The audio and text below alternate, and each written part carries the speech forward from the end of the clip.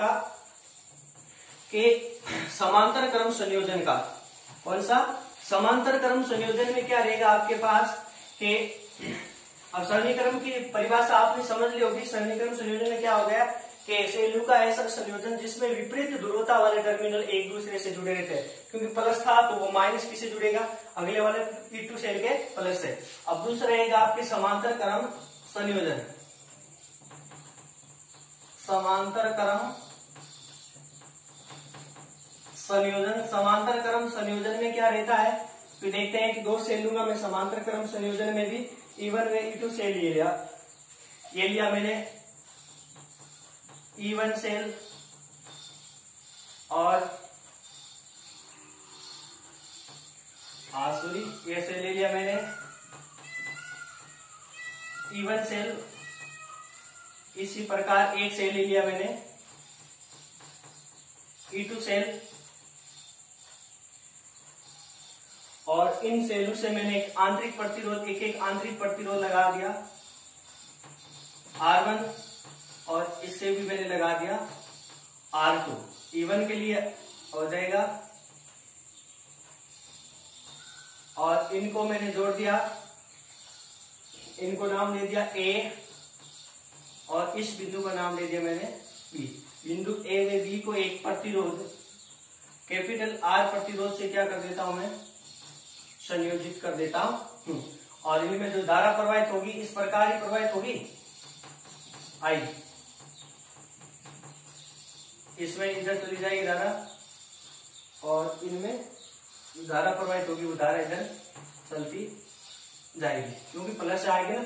अब देखो समांतर क्रम संयोजन की परिभाषा क्या हो जाती कि सेलु का ऐसा संयोजन जिसमें समान ध्रुवता वाले, जो समान ध्रुवता वाले टर्मिनल है वो एक ही बिंदु पर जुड़े रहेंगे। समान ध्रुवता का प्लस प्लस एक बिंदु पर, माइनस और माइनस एक बिंदु पर जुड़े रहेंगे। प्लस प्लस वाले बिंदु ए पर, माइनस माइनस वाले बिंदु बी पर, कोई सा भी बिंदु ले सकते हो। तो सेलु का ऐसा संयोजन जिसमें समान ध्रुवता वाले टर्मिनल एक दूसरे एक ही सिरे पर, समान ध्रुवता वाले टर्मिनल एक ही सिरे पर जुड़े रहते हैं। अब आपको पता है कि इसमें जो कुल आपको जो मैंने बताया जो अलग अलग होता है, धारा अलग अलग रहेगी, तो I बराबर कितनी होगी, परिपथ में कुल धारा बराबर कितनी हो जाएगी, I1 प्लस के I2 हो जाएगी।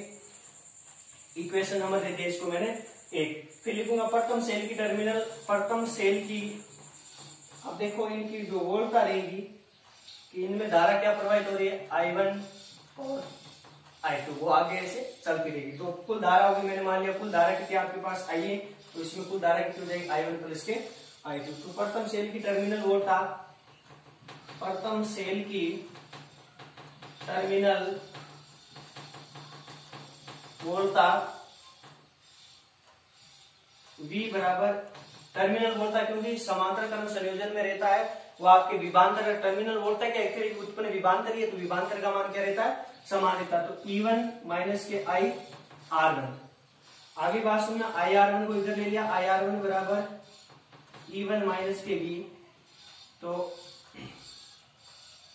I1 धारा भी कितनी है आपके पास, प्रथम सेल के लिए I1 है। इसी प्रकार I1 बराबर E1 माइनस के V upon R1। Equation number इसको दे दिया मैंने 2।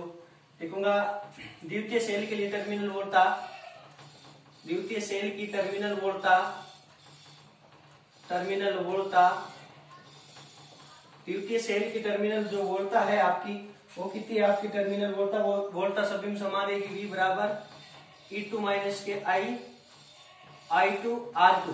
द्वितीय सेल में धारा कितनी प्रवाहित हो रही है, I2, प्रतिरोध, आंतरिक प्रतिरोध कितना है R2, तो V प्लस के, और ऐसे ये माइनस का था इसको इधर ले लिया, I2 R2 बराबर E2 माइनस के V। आगे बात सुनिए, तो I2 का मान निकाल लिया, I2 बराबर कितना हो गया, E2 माइनस के V upon R2, E2 minus के V upon R2। Equation number इसको कितना दे दिया मैंने 3। तो लिखूंगा समीकरण 1 है, 1 में मान, समीकरण 2 व 3 से, 2 व 3 से मान रखा, इसमें समीकरण 1 से मान रखा, तो मान रख दिया, इनमें मान रखा मैंने I बराबर E1 का मान रखा, नहीं सॉरी, I1 का मान रखा समीकरण 1 में, E1 अपॉन R1 माइनस के V अपॉन R1 प्लस का ये प्लस I2 का मान रखा E2 अपॉन R2 माइनस के V अपॉन R2। अब उसके पश्चात आप क्या करोगे कि उसके पश्चात आप क्या करोगे, इनका लेसे पे लोगे, क्या करोगे, इनका लेसे पे ले लिया, या पहले E1 वालों को एक तरफ ले लो, I बराबर E1 प्लस के R1 प्लस के E2 अपॉन R2 माइनस के V अपॉन R1 माइनस के V अपॉन R2। आगे बात समझ। उसके पश्चात देखो आप इधर कि उसके पश्चात क्या करोगे, अब इनका लेसे पे लो, I बराबर लेसे पे लिया R1 R2, लेसे पे आ गया R1 R2, R1 से R1 गया E1 R2 माइनस के नहीं सॉरी प्लस के E2 और R1 माइनस का चिन्ह, और ये विभव कॉमन ले लिया 1 अपॉन R1 माइनस के 1 अपॉन R2। तो I बराबर, अब इनका लेसे पे ले लो उधर वालों का, प्लस के E2 R1 upon R1 R2 minus के V कोष्टक में R1 R2 माइनस के R1। आगे बात सुन में। अब उसके पश्चात आप क्या करोगे, आपको ज्ञात मान किसका ज्ञात करना है, मैंने पहले बताया था, मान आपको ज्ञात करना है, इसमें V का मान ज्ञात करना है। माइनस वाले को टोटल को इधर लिया, प्लस में आगे V कोष्टक R2 माइनस के R1 अपॉन R1 R2। आगे बात सुन में, उसके बराबर E1 R2 प्लस के E2 R2 upon R1 R2, इधर माइनस में ये I चला गया, I इधर माइनस में चला गया। अब आप क्या करोगे, इस V का मान ज्ञात करना है, ओनली फॉर इस V का मान ज्ञात करना है। तो V बराबर क्या हो जाएगा आपके पास, E1 R2 प्लस के E2 R2 upon R1 R2।